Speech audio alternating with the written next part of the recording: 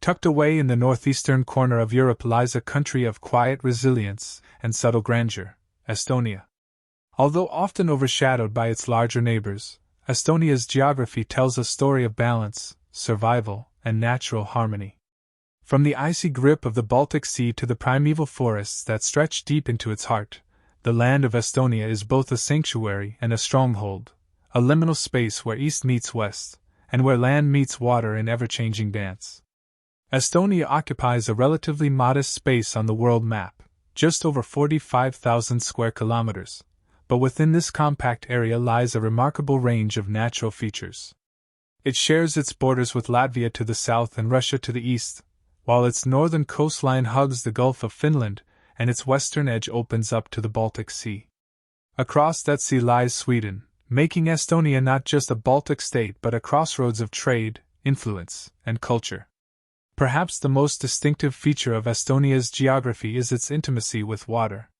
With over 3,700 kilometers of coastline, a staggering figure for a country so small, Estonia's identity has been shaped by its proximity to the sea. The coastline is irregular and fragmented, punctuated by bays, peninsulas, and over 2,200 islands, most of them clustered in the west. Among these are Saaremaa and Hiiumaa, the two largest, known not just for their natural beauty but for their cultural distinctiveness and centuries-old fortresses, lighthouses, and folklore.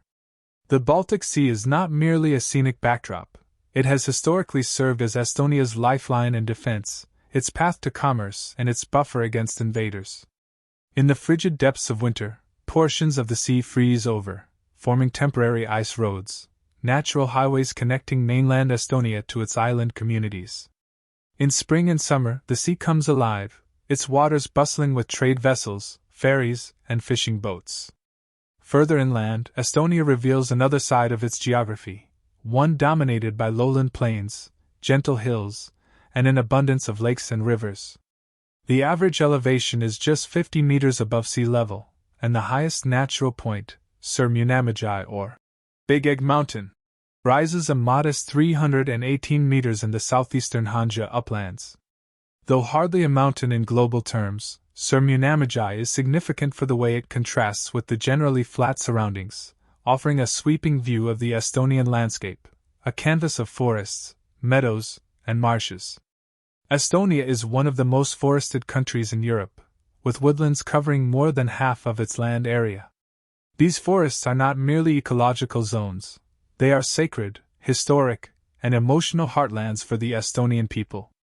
Birch, pine, and spruce dominate, while lynx, wolves, and bears still roam free in the wild, reminders of an untamed past that continues to echo in modern times. The connection between the Estonian soul and the forest is deep and ancient, embedded in mythology, poetry, and national identity.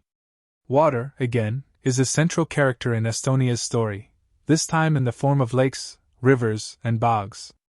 Lake Peipus, or Paisaijarv, straddles the eastern border with Russia and is one of Europe's largest freshwater lakes.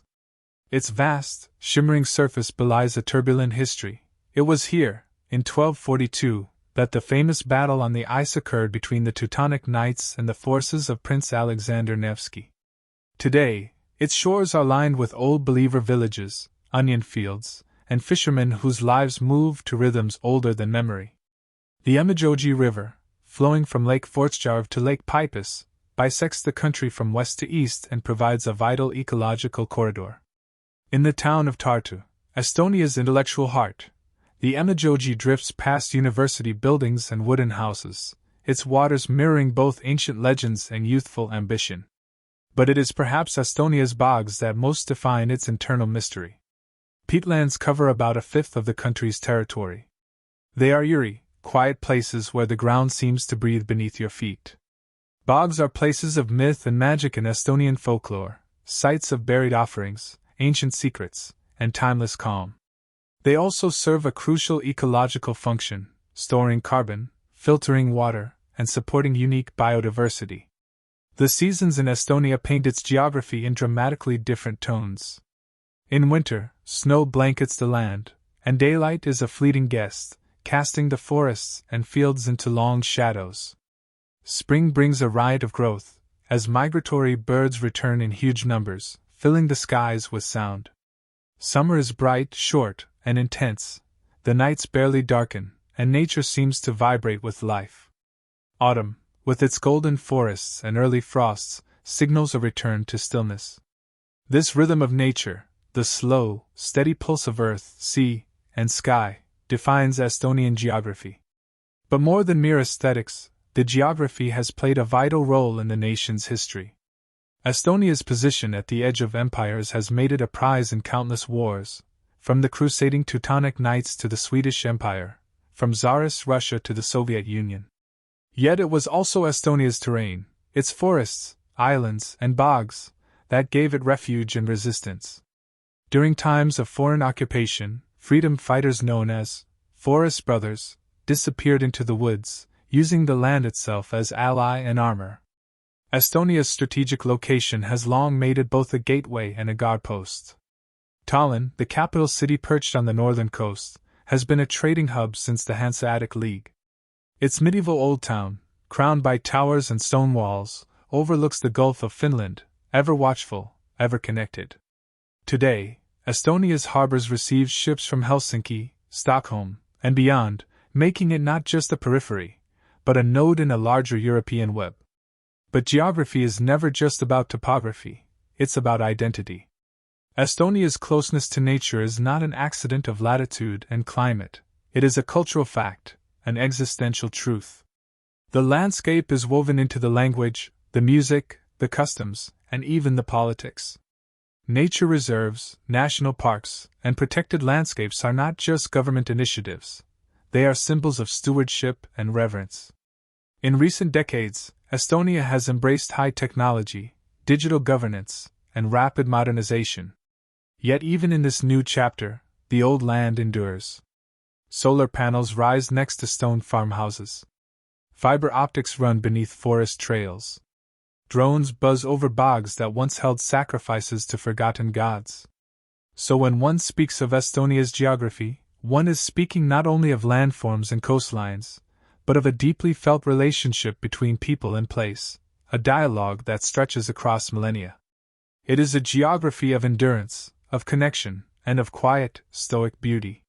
From the shores of Saaremaa to the hills of Voormaa, from the mirror-still lakes to the whispering forests, Estonia stands, not just as a spot on the map, but as a living landscape, a northern poem written in stone, water, and wind. Long before the name, Estonia, echoed in the halls of European powers, long before written records traced the passage of empires and kings, the land now called Estonia was already ancient, a place alive with human presence, survival, and spirit. To truly understand this land, we must journey back not hundreds, but thousands of years, deep into the mists of prehistory, to a time when glaciers ruled the north, and when the first humans made their tentative steps into what would one day become the Estonian homeland. The story begins not with the birth of a nation, but with the retreat of the last great ice sheets. Roughly 13,000 years ago, as the Pleistocene epoch drew to a close, the massive glaciers that had blanketed much of northern Europe began to melt. Slowly, painfully, they pulled back, uncovering a scarred but fertile landscape. Rivers were born from the meltwater, and vast forests began to grow over the ancient stone. This transformation of climate and geography made possible the arrival of life, both animal and human, into the region. The first people to set foot on Estonian soil were likely nomadic hunter-gatherers of the Mesolithic period, arriving around 9000 BC.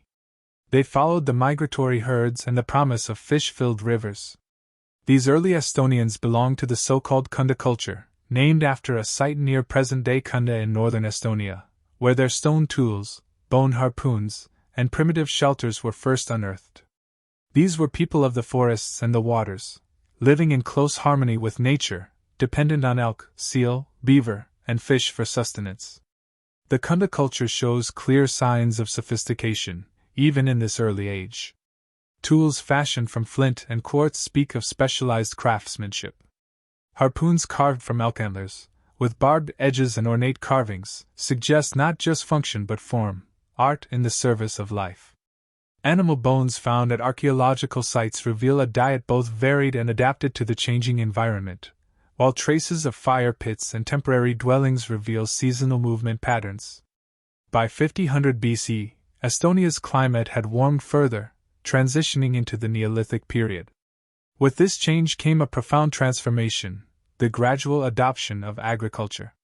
The people of what is known as the Narva culture began to plant crops, raise domesticated animals, and settle more permanently. Pottery, simple, thick-walled, and decorated with cord impressions, marked a cultural evolution. Clay vessels were not just tools of storage, but evidence of a society increasingly rooted in place, no longer entirely nomadic. Yet this transformation was not sudden. In Estonia, the Neolithic revolution was a slow negotiation, not a violent break. For centuries, hunting, fishing, and gathering coexisted with the cultivation of barley, the tending of cattle, and the baking of bread in earthen ovens. The forest remained ever present, not an adversary to be cleared, but a partner to be respected. What's remarkable about Estonia's prehistoric cultures is their ability to absorb influence while maintaining local distinctiveness. Around 3000 BC, new people and ideas began to arrive from the south and east, among them, the comb ceramic culture, known for their elaborately patterned pottery made by pressing comb-like tools into wet clay. These comb motifs, intricate and repetitive, likely had symbolic meaning, though their exact significance remains lost to time.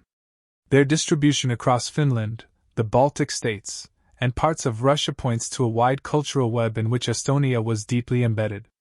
Then, around 2500 BC, a new force appeared on the horizon, the corded ware culture. With them came new technologies, burial practices, and most significantly, a new language family, the Indo-Europeans. Yet in Estonia, this influence remained limited. While corded ware burial mounds and battle axes appear in the archaeological record, the dominant language and culture that persisted in the region belonged not to the Indo-Europeans, but to the Finno-Ugric peoples, ancestors of the Estonian and Finnish languages spoken today. This resistance to Indo-European linguistic dominance is one of the most unique aspects of Estonian prehistory. Estonia, like Finland and Hungary, is an island of the Uralic language family in a sea of Indo-European tongues. Linguistic scholars trace Estonians' roots back to Proto-Finno-Ugric speakers who likely migrated westward from the Volga River region thousands of years before, perhaps even as early as 2000 BC. These early speakers brought with them not just a language, but an entire cosmology, animistic beliefs rooted in nature, spirits of the forest and water, songs that told of creation and destruction. During the Bronze Age, beginning around 1800 BC, Estonia began to develop more structured social organization. Bronze tools and weapons started to appear, though metal was never abundant locally. Much of it came through trade, long-distance exchanges that linked Estonia to the wider European world.